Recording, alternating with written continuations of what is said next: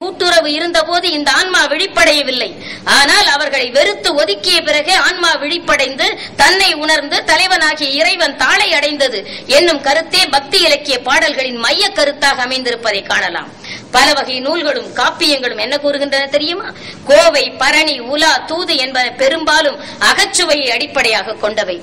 ஜெயங்கொண்டாரின் கலிங்கத்து பரணியின் கடை திறப்பு பெண்களை காமப் பொருளாக மட்டுமே காட்டுகின்றது.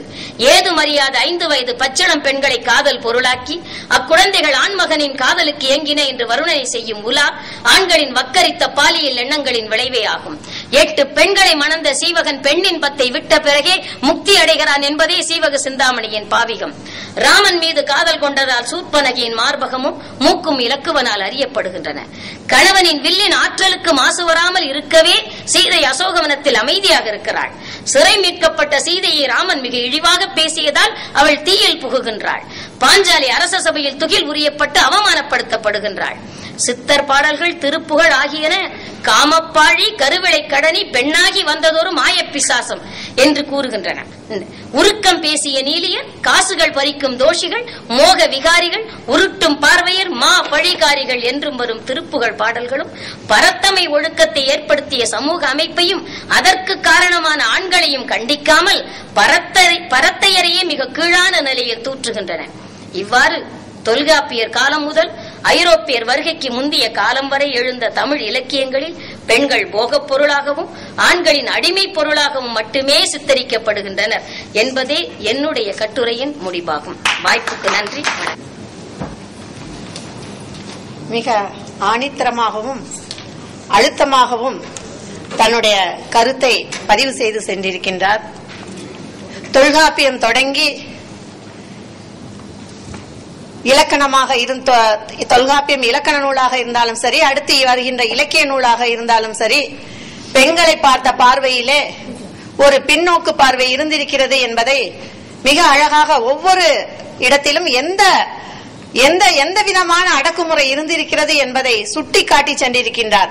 தொல்காப்பியர் காலத்திலே பெருமையும் உரனும் ஆடுமேன என்று சொல்லி நிலைப்பட்ட ஆணுக்கான இடம் உயர்ந்த இடம் என்று இருந்த நிலையை கூறி, சங்க காலத்திலே கற்பு என்பது பெண்ணுக்கு எவ்வாறு இடப்பட்ட விலங்காக இருந்திருக்கிறது, அதுவும் பிறர் நெஞ்சு புகா கற்பு என்பது மிக எவ்வளவு ஒரு கடுமையான வரையறை தந்திருக்கிறார்கள் என்பதை சுட்டிக்காட்டி இருக்கின்றார். அதுபோல பரத்தையரிடம் சென்று வந்த கணவனை ஏற்றுக்கொள்கின்ற தெய்வ கற்பினாளாக பெண்கள் விளங்க வேண்டும் என்று வற்புறுத்தப்படுகின்ற ஒரு நிலையை நாம் பார்க்கின்றோம். கைமையின் கொடுமையை சங்க இலக்கியம் எப்படி எடுத்துரைக்கிறது என்பதை மிக அழகாக பதிவு செய்திருக்கின்றார். நீதி நூல்கள்ல பெண் எவ்வாறு காட்டப்படுகின்றால், தெய்வம் தொழால் கொழுநன் தொழுதழுவாள் என்று சொல்லுகின்ற பொழுது இயற்கையை ஆட்டுவிக்கும் கற்பு என்று ஒரு பொய்யான கருத்தாக்கத்தை பெண்ணின் மீது சுமத்திய ஒரு பழியினையும் அவர் எடுத்து சொல்லியிருக்கின்றார். அது மாதிரி பெண் என்று சொன்னால் அவள் ஆடவர்களை காதலிக்கக்கூடிய ஒரு காதலினுடைய வடிவமாக எப்படி முத்தொள்ளாயிரம் பார்த்திருக்கிறது. 7 பருவ பெண்களும் எப்படி புற ஆடவர் மீது காமம் கொண்டிருக்கிறார்கள் என்று காட்டுகின்ற பொழுது அது பெண்ணை எவ்வாறு இழிவுபடுத்துகிறது என்று சுட்டி சென்றிருக்கின்றார். அது மாதிரி சிலப்பதிகாரத்தில் கோவலனுடைய புற ஒழுக்கம் கண்டிக்கப்படவில்லை என்பதை காட்டியிருக்கின்றார். அதுபோல மாதவிக்கு அவளுடைய பரத்தை நிலையிலே அவளை சமூகம் அங்கீகரிக்காத நிலை, அவளை அங்கீகரிக்கவில்லை என்பதையும் சுட்டிக்காட்டியிருக்கின்றார்.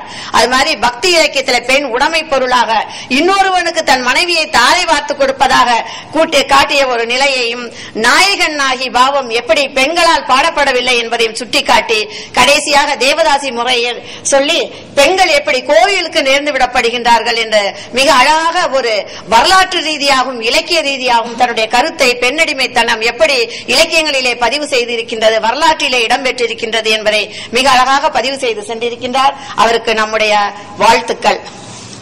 அடுத்ததாக இங்கு பேச இருப்பவர் முனைவர் சு. பூங்குடி அவர்கள்.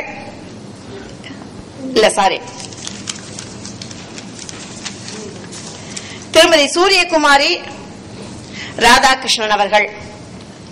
இவர்கள் MA PhD என்ற அந்த முனைவர் பட்ட தகுதி பெற்றிருக்கின்றார். ஆனால் முக்கியமாக இவர் இல்லத்தரசி என்பதுதான் ஒரு ஆச்சரியமான விஷயம். ஏனென்று சொன்னால் இங்கு இந்த கருத்தரங்கிலே தன்னுடைய கருத்தை பதிப்பிக்க வேண்டும், இங்கு பதிய வேண்டும் என்பதற்காக திருவனந்தபுரத்திலே இருந்து அவர் இங்கு வருகை தந்திருக்கின்றார். அவர் திருவனந்தபுரம் தமிழ் சங்கத்திலே செயற்குழு உறுப்பினராக இருக்கின்றார். அங்கு மகளிர் அணி தலைவியாகவும் இருக்கின்றார். அகில இந்திய வானொலியிலே பல நிகழ்ச்சிகளை, மகளிர் நிகழ்ச்சிகளை நடத்தி கொடுத்திருக்கின்றார். கவிதை அரங்கங்களிலே அவர் கலந்து கொண்டிருக்கின்றார். முக்கியமாக இவர் மனத்தை தொட்டு என்ற ஒரு அழகான ஒரு கவிதை தொகுதியை பதிப்பித்திருக்கின்றார். இப்படிப்பட்ட ஒரு சிறந்த தன்னுடைய எண்ணமும் செயலும் தன்னுடைய நடவடிக்கைகளும் முழுமையாக பெண்ணினத்தினுடைய நன்மைக்காகவே செலவழித்துக் கொண்டிருக்கும் அவரை தன்னுடைய கட்டுரை வழங்க இங்கு நாங்கள் அழைக்கின்றோம். செம்மொழியாம் தமிழ்மொழிக்கு என் முதல் வணக்கம். தேமதுர தமிழோசி உலகமெல்லாம் பரவும் வகை செய்தல் வேண்டும் என்று அன்று தமிழ்த்தாயின் தவப்புதலன் பாரதி சொன்னான். இன்று உலகமெல்லாம் இங்கு வந்து தமிழை ஒலிக்கின்றது. பாரதியை பரவசப்படுத்தும் இந்த நிகழ்வை செய்துள்ளார் தமிழ்த்தாயின் மற்றொரு புதல்வன் கலைஞர் அவர்கள். தமிழ்த்தாயே, நீ இந்த மகிழ்ச்சி கடலில் திளைத்திருக்கின்றாய் என்பது நிச்சயம். இந்த மகிழ்ச்சி கடலில் நானும் ஒரு துளி நீராய் இருக்கின்றேன் என்பதில் எனக்கும் மட்டற்ற மகிழ்ச்சி. இந்த அரிய வாய்ப்பை எனக்கு கொடுத்த செம்மொழி மாநாட்டின் ஆய்வரங்க குழுவுக்கு எனது வணக்கம் என்றும் உண்டு. இன்றைய ஆய்வரங்கத்திற்கு தலைமை தாங்கி இருக்கின்ற திருமதி பிரேமா அவர்களுக்கும் மற்றும் கட்டுரை வாசித்த இரு பெண்மணிகளுக்கும் இங்கு அமர்ந்திருக்கின்ற உங்கள் அனைவருக்கும் என்னுடைய அன்பு கலந்த வணக்கம். எனது கட்டுரையின் தலைப்பு காலந்தோறும் பெண்ணியம். தாய்மை அன்பை பொழியும் தென்றல் தன்னிய நிலவாம் அவளே என்றும் சேதன் வாழ்வின் சிறப்பை நாளும் சிந்தை கொண்டு வாழும் பெண் தன்னுயிர் ஈந்ததால் தாய் எனப்படுவாள், இன்பம் தருவதால் இணை எனப்படுவாள், அன்பினை பொழிவதற்குரிய மகள் எனப்படுவாள். இத்தகைய பெண் மனிதன் தோன்றிய காலம் தொட்டு இன்று வரை சமூகத்தில் எந்த நிலையில் இருக்கின்றாள், இருந்தாள் என்ற கேள்வியடின் கலையியலில், அறிவியலில், இல்லறையியலில் அவள் உன்னத நிலையில் இருக்கின்றாள் என்ற பதில்தான் கிடைக்கும். ஆனால் அவள் செல்லும் நேர்கோட்டு பாதையில் பல தடைகள் காணப்படுகின்றன. இவை நீங்க பெறுவனவா?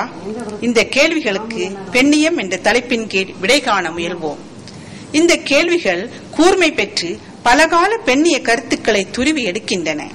மேலும் எந்த ஒரு இயக்கத்தையும் வரலாற்று பார்வையோடு பார்த்தால்தான் உண்மையை உண்மையாகவே அறிய முடியும் என்ற வகையில் காலந்தோறும் பெண்ணியம் என்ற தலைப்பில் பல கருத்துக்களை பார்க்கலாம். சமூக மாற்றங்கள். ஆதி காலத்தில் மனிதர்கள் தோன்றிய காலத்தில் பெண் உலகின் முதல் கடவுளாகவும் முதல் மத குருவாகவும் இருந்திருக்கிறாள். கால ஓட்டத்தில் மனிதர்களால் சமூக அமைப்பு உருவாக்கப்பட்டது. நில உடைமை சமூகம் உருவானது. அப்போது ஆண் வெளியிலும் பெண் வீட்டிலும் இருந்து கொண்டு கடமையை ஆற்றினார்கள். குழந்தைகளை பெற்று வளர்த்தல், முதியவர்களை பேணுதல், நோயுற்றவருக்கு பணிவிடை செய்தல், மிருகங்களை வளர்த்தல், சமைத்தல் போன்ற பணிகளை செய்து வந்தனர். ஆண்களின் உழைப்புக்கு ஊதியம் கிடைத்தது. பெண்களின் உழைப்பு கடமை என்று பெயர் பெற்றதனால் பெண்ணுக்கு ஊதியம் என்று எதுவும் கிடைக்கவில்லை. எனவே பொருளீட்டும் ஆணுக்கு சொத்துக்கள் உரிமையாயின. அவன் காலத்துக்கு பின் அந்த சொத்துக்கள் ஆண் குழந்தைகளுக்கு போய் சேர வேண்டும் என்று ஆயிற்று. அன்றைய மனிதர்கள் வகுத்துக் கொண்ட இந்த சட்டங்கள் உலகில் எங்கனம் இருந்து வந்தன.